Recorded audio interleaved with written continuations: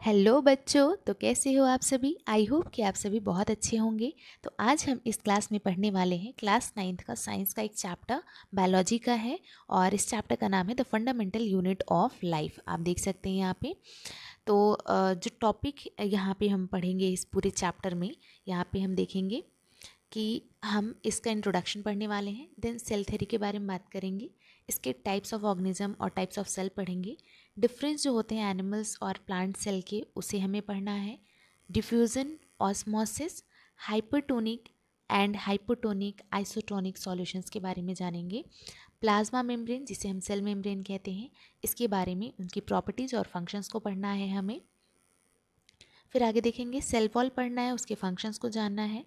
Plasmolysis पढ़ेंगे, nucleus के बारे में, उसकी कॉम्पोजिशन और उनके फंक्शंस के बारे में हम पढ़ेंगे। इसके बाद न्यूक्लियस के अंदर जो न्यूक्लियोटाइड होता है और साइटोप्लाज्म जो सेल के अंदर होते हैं, उनके बारे में पढ़ेंगे। साइटोप्लाज्म के फंक्शन के बारे में भी जानेंगे इस वीडियो में।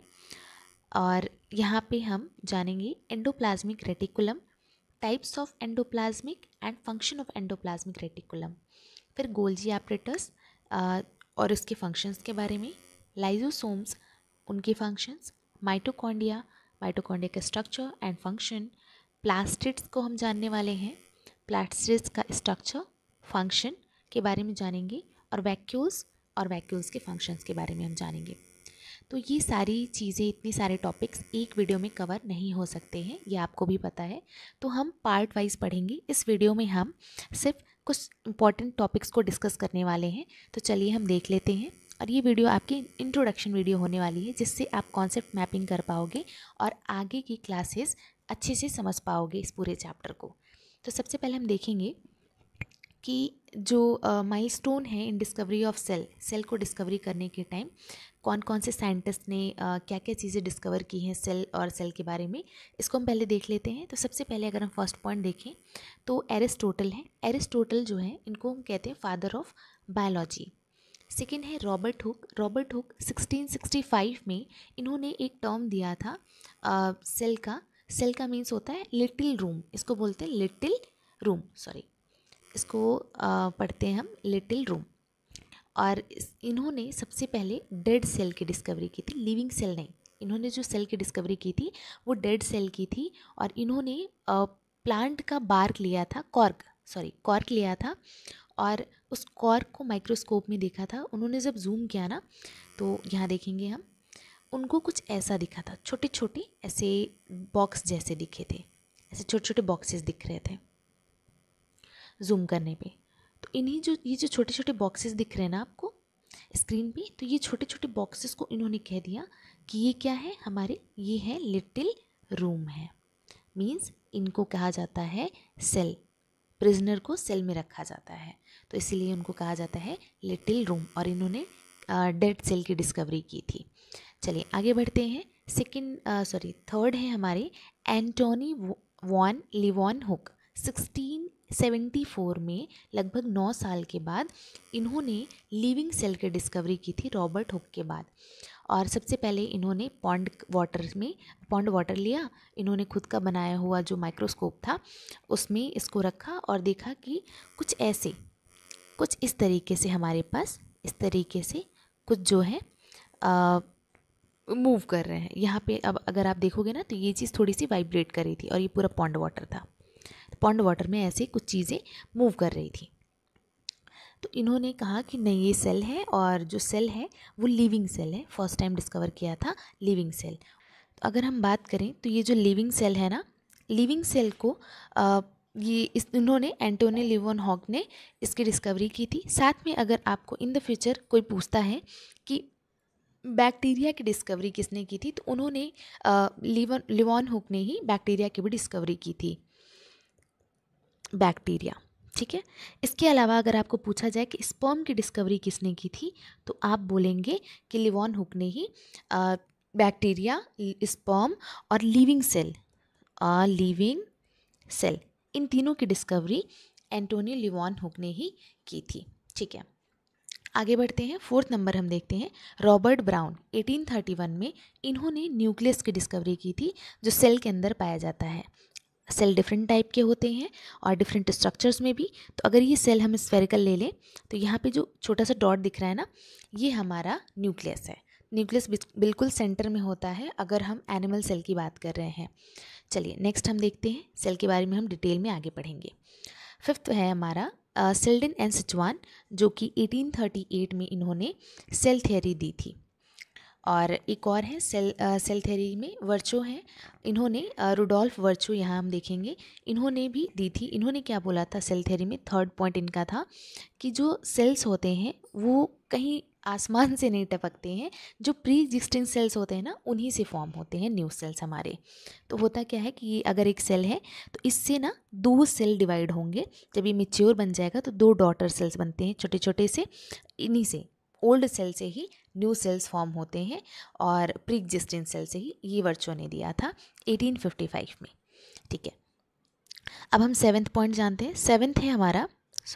7th पॉइंट है अर्नेस्ट हक्कल ने दिया था 1866 में। इन्होंने बोला था कि न्यूक्लियस स्टोर करता है एंड ट्रांसमिट भी करता है हेरिडिटी ट्रेट्स को, यानी कि जो हमारे पेरेंट्स जो हेरिडिटी कैरेक्टर्स होते हैं, जैसे अगर पेरेंट्स के हेयर जो हैं आपके मदर या फादर के ब्राउन हैं या आइज़ जो हैं अगर ब्लू हैं, तो जो बेबीज़ होते हैं ना उनके भी अगर बाल देखोगे आप तो उनके ब्राउन या फिर आइज़ जो हैं वो ब्लू कलर की दिखती हैं। तो ये हेरिडिटरी ट्रेट्स जो हैं न्यूक्लियस अपने अंदर स्टोर करता है और ट्रांसमिट भी करता है, नेक्स्ट जनरेशन में पास ऑन करता है। नेक्स्ट आगे हम देखेंगे, आगे है what are living organisms made of. Living organisms किससे बने हुए होते हैं ये जाना है। तो देखेंगे all living organism are made up of cells all together. अगर हम देखें तो सारे लिविंग ऑर्गेनिजम्स सबके सब सेल से बने हुए हैं। अगर वो लिविंग है तो ऑल टुगेदर द सेल्स में डिफर, सॉरी ये में differ in shape size and number. Cells जो हैं वो शेप में, साइज में और नंबर्स में डिफरेंट हो सकते हैं, but all share common basic structure. लेकिन इन सबका एक कॉमन बेसिक स्ट्रक्चर है। Based on the number of cells in organism they are unicellular and multicellular. तो नंबर ऑफ सेल्स के बेसिस पे अगर हम देखें तो इनके 2 टाइप होते हैं। First is unicellular organism and second होते हैं मल्टीसेलर ऑर्गेनिजम्स। अगर यूनिसेलर ऑर्गेनिज्म की बात करें तो ये जो पर्टिकुलर यूनी वर्ड है ना, यूनी का मतलब होता है 1 यानी सिंगल। तो यूनिसेलर जो है वो सिंगल सेल से बना हुआ है। A single cell able to perform all these essential processes. एक सिंगल सेल से सारे एसेंशियल प्रोसेसेस होते हैं और ये पाए जाते हैं बैक्टीरिया या फिर अमीबा में, certain type of bacteria. Amoeba में आप देखोगे तो जितनी भी इम्पॉर्टेंट चीज़ें होती हैं, जैसे कि अगर रेस्पिरेशन को ले लो, डाइजेशन हो गया, सर्कुलेशन हो गया, एक्सक्रिएटरी फंक्शन हो गया, तो ये सब के सब जो हैं अमीबा सिंगल सेल से ही परफॉर्म करता है। और यूनिसेलर ऑर्गेनिज्म सभी के सभी ये सारे फंक्शंस सिंगल सेल से ही परफॉर्म करते हैं। आगे देखेंगे मल्टीसेलर ऑर्गेनिज्म, ये जो है आगे बने होते हैं मेड अप ऑफ 2 और मोर सेल्स। 2 या 2 से ज़्यादा टाइप के सेल से बने होते हैं। एग्जाम्पल के लिए आप देख सकते हो कि फंजाई, प्लांट्स एंड एनिमल्स इनके एग्जाम्पल्स हैं। और ह्यूमन बींग्स तो इसके बेस्ट एग्जाम्पल हैं, आप देख सकते हो और ह्यूमन बींग्स। ठीक है, तो ये भी मल्टीसेलर ऑर्गेनिज्म है और इनके डिफरेंट फंक्शंस डिफरेंट टाइप के सेल्स से परफॉर्म होते हैं। ठीक है, अगर हम आगे देखें तो हमारे पास यहाँ पे आरबीसी का सेल है, रेड ब्लड सेल है, आपको दिख रहा है। अगर ये जो रेड ब्लड सेल है ना, अगर ये सर्कुलर है फिर तो ठीक है, ओके। अगर आप देखोगे तो एक डिजीज़ होता है जिसको हम कहते हैं sickle cell anaemia, sorry sickle cell anaemia. ठीक है, सिकल सेल एनीमिया ये कैसे होता है, इसके नाम पे ही बेस्ड है। सिकल मीन्स होती है वो जो हंसिया होती है ना, घास काटते हैं या फसल काटते हैं, तो कुछ इस शेप की होती है ऐसे। और शेप जो है सर्कुलर जो रेड ब्लड सेल्स होते हैं उनका जो शेप है वो चेंज होके बिल्कुल ऐसा हो जाता है सिकल जैसा। तो जो सिकल जैसा शेप हो जाता है तो इसमें हीमोग्लोबिन की कमी हो जाती है, एक्स्ट्रा जो ऑक्सीजन है उसका इंटेक नहीं हो पाता है, तो आपको आयरन की कमी होती है, हीमोग्लोबिन की कमी होती है, तो इसको हम कहते हैं sickle cell anaemia. Shape change हो जाता है हमारे आरबीसी का।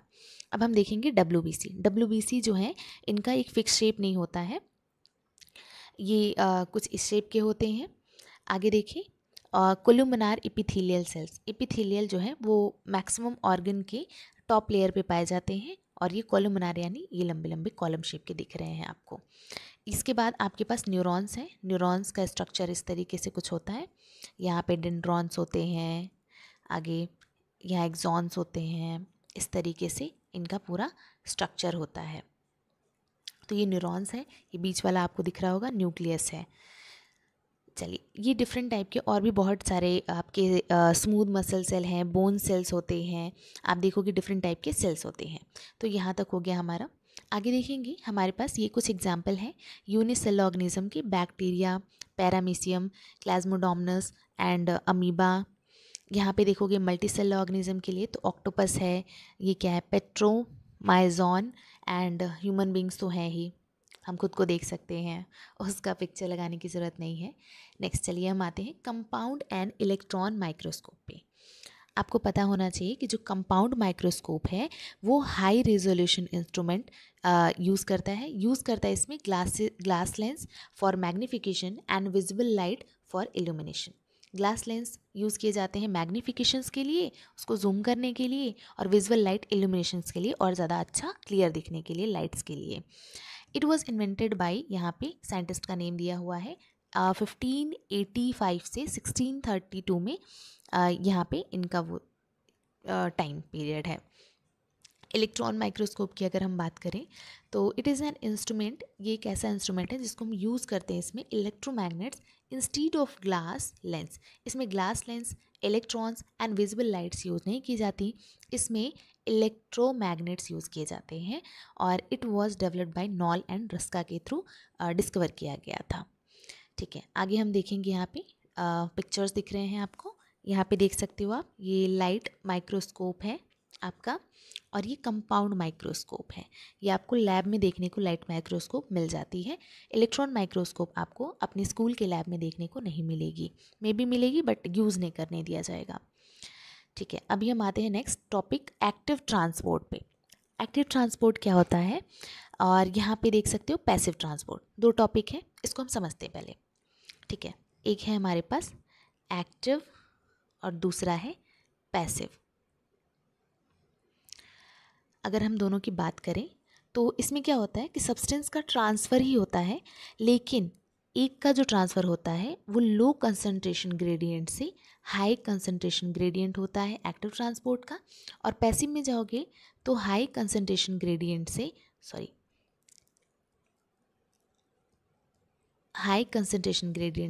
लो कंसंट्रेशन ग्रेडियंट पे ट्रांसफ़र होता है। एक्टिव ट्रांसपोर्ट में क्योंकि लो टू हाई भेज रहे हैं तो वो जा नहीं सकता, पॉसिबल नहीं है, तो इसमें आपको यूज़ करते हैं एनर्जी का। इसमें एनर्जी का यूज़ होता है, और एनर्जी जो होती है वो किस फॉर्म में होती है, हमारी एटीपी के फॉर्म में होती है। एनर्जी हम एटीपी के फॉर्म में यूज़ करते हैं, और यहाँ पर लो टू हायर कंसंट्रेशन में ट्रांसफ़र किया जाता है सब्सटेंस का। और अगर आप पैसिव ट्रांसपोर्ट में देख रहे हो तो हाई टू लो होता है, और हाई टू लो तो कोई भी चीज़ मतलब फ्लो करती है, तो यहाँ पे no use of energy, no use of energy, यहाँ पे एक्सेस एनर्जी का कोई भी यूज़ नहीं होता है। ठीक है, तो ये हमने समझ लिया। यहाँ आप देख लेंगे active transport is the movement of substance across cell membrane that require the expenditure of energy. यहाँ पे सेल मेम्ब्रेन के थ्रू सब्सटेंस का मूवमेंट हो रहा है और इसमें एक्सपेंडिचर हो रहा है एनर्जी का, अनलाइक पैसिव ट्रांसपोर्ट में which rely on the concentration gradient. Passive transport में ऐसा कुछ भी नहीं होता। Against gradient the for active transport the cell possesses carrier protein. अब एक्टिव ट्रांसपोर्ट को ले एनर्जी यूज़ करते हैं तो इसमें कैरियर प्रोटीन जो है ट्रांसपोर्ट करता है ग्लूकोज, अमीनो एसिड, सम अमाइंस, यहाँ पे रॉन्ग है, सम अमाइंस, ये होगा सम अमाइंस। ठीक है, इसकी जगह पे आप क्या लिखोगे, some amines. Across plasma membrane, plasma membrane के through some amines, amino acid और ग्लूकोज का ट्रांसफ़र होता है किसके थ्रू, कैरियर प्रोटीन के थ्रू। ठीक है, पैसिव ट्रांसपोर्ट में द मूवमेंट ऑफ आयंस और particles from an area of higher concentration to an area of lower concentration, मैंने बताया था, और इसमें कोई भी एक्स्ट्रा यहाँ पे यूज़ नहीं होता है एनर्जी का, आप देख सकते हो। ठीक है, और यहाँ पे अगर आप ध्यान से देखो तो जो हमारा ट्रांसपोर्ट है, पैसिव ट्रांसपोर्ट, वो दो तरीके से होता है। First is endocytosis and second is exocytosis. अगर आप इसको ध्यान से देखो तो एंडोसाइटोसिस क्या होता है? Process of ejection of food particle और मटेरियल, किसी भी फूड पार्टिकल या मटेरियल का इजेक्शन होता है यानी अंदर लिया जाता है बाय प्लाज्मा मेम्ब्रेन, या फिर आप इसको कह सकते हो बाय सेल मेम्ब्रेन, क्योंकि दोनों सेम नेम है। एग्जाम्पल के लिए आप अमीबा का ले सकते हो, और इसमें भी दो टाइप होते हैं। फर्स्ट है हमारा, अगर आप ध्यान से देखो तो फर्स्ट है फाइगोसाइटोसिस एंड सेकेंड है पिनोसाइटोसिस। ध्यान से देखोगे तो फाइगोसाइटोसिस जो होता है यहाँ पे, इसमें क्या होता है? टेक्स लार्जर सब्सटेंसेस बैक्टीरिया, इसमें क्या करते हैं? सॉलिड पार्टिकल को डायरेक्टली इनटेक करते हैं फाइगोसाइटोसिस में। जबकि पिनोसाइटोसिस में अगर आप देखोगे तो यहाँ पे लिक्विड चीज़ों को, लिक्विड सब्सटेंसेस को इनटेक करते हैं, फ्लूइड्स एंड सॉल्यूट्स को इनटेक करते हैं छोटे छोटे पार्टिकल्स में। आपको दिख रहा होगा, ठीक है, यहाँ पे दिख रहा है। और यहाँ पे डायरेक्टली सॉलिड पार्टिकल्स को, बड़े बड़े पार्टिकल्स को इनटेक करते हैं फाइगोसाइटोसिस में। देखो, phagocytosis take solid food material and pinocytosis take liquid food material. अब ये तो हो गया एंडोसाइटोसिस के पार्ट्स। एक्सोसाइटोसिस में क्या था? Exocytosis outward transport of substance by means of carrier और सेक्रेटरी वेसल्स। जो फूड वगैरह होते हैं, कोई भी सब्सटेंस जो है वो कैरियर या फिर सेक्रेटरी वेसल्स के थ्रू आउटवर्ड यानी बाहर निकाला जाता है। एंडोसाइटोसिस में इजेक्शन हो रहा था और इसमें रिजेक्शन है यानी बाहर निकाला जा रहा है। अगर आप ध्यान से देखो कि यहाँ पर आप गोल्जी एपरेटस देख रहे हो, ये पूरा गोल्जी एपरेटस है, और यहाँ पे ये छोटे छोटे सेक्रेटरी वेसल्स हैं जो ट्रांसपोर्ट कर रहे हैं चीज़ों को बाहर और अंदर, रेगुलेट कर रहे हैं थ्रू प्लाज्मा मेम्ब्रेन। ठीक है, तो यहाँ से इसको हम देख सकते हैं। चलिए आगे बढ़ते हैं। आगे हम पढ़ेंगे कल, और आज के लिए बस इतना ही। आई होप कि आपको ये सारे टॉपिक्स अच्छे से क्लियर हो गए होंगे। मिलते हैं अब हम आपसे नेक्स्ट वीडियो में नए टॉपिक के साथ। आई होप कि आपको ये अच्छे से क्लियर हो गया होगा। अगर आपको थोड़ा भी डाउट रह गया तो प्लीज़ आप वीडियो को दोबारा से देख सकते हैं और आपको ज़रूर से सारे डाउट्स क्लियर हो जाएंगे। तो मिलते हैं हम आपसे नेक्स्ट क्लास में, तब तक के लिए बाय बाय।